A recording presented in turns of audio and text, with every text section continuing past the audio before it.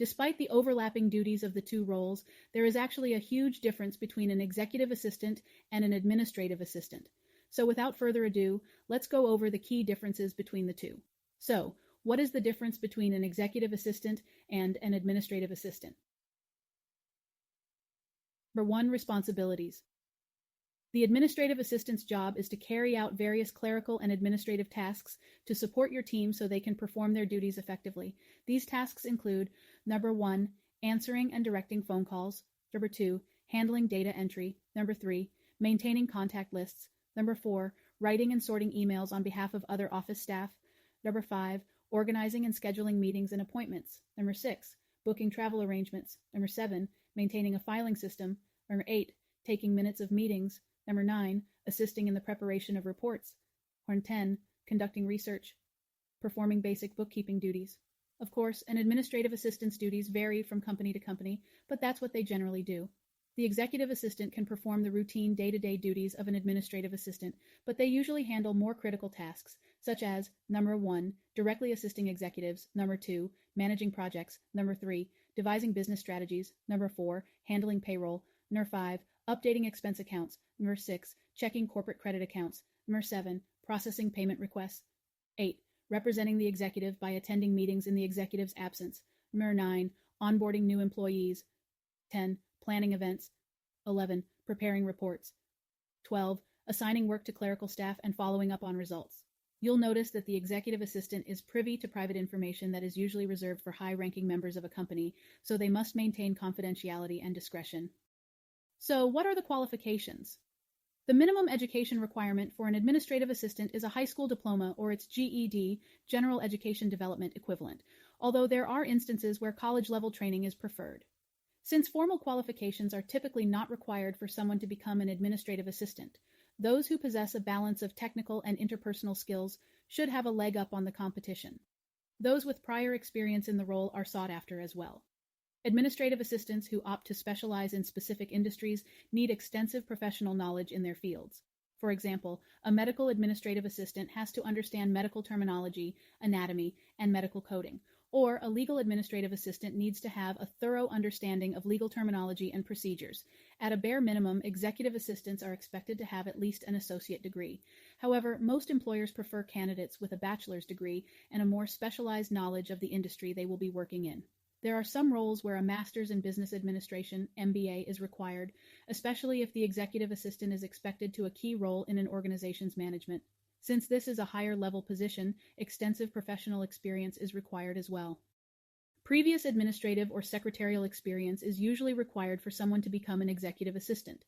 In fact, a lot of executive assistants spend years as an administrative assistant before they decided to move up to this position. So, what are the core skills necessary for administrative assistants and executive assistants to thrive in their roles? Problem-solving skills. This is an indispensable skill for executive assistants and administrative assistants because they will be tackling various tasks and challenges. Employers want people who don't panic when there's an issue. We all want someone who can address problems head-on before they become bigger issues. So wouldn't it be nice to have an employee who can analyze the situation, consider the available options, and come up with a solution to the problem? 2. Multitasking and prioritization skills. The ability to multitask and prioritize is essential in both roles because they are going to be handling a wide range of tasks every day. Executive assistants and administrative assistants should have the ability to move from one task to another without losing focus, and they should know which task to prioritize first so they can remain productive. 3. Communication skills. This skill is absolutely vital for someone who is going to act as the first point of contact in the organization.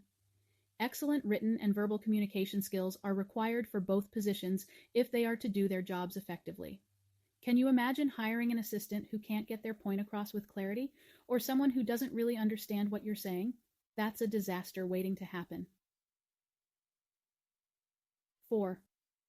Organizational skills.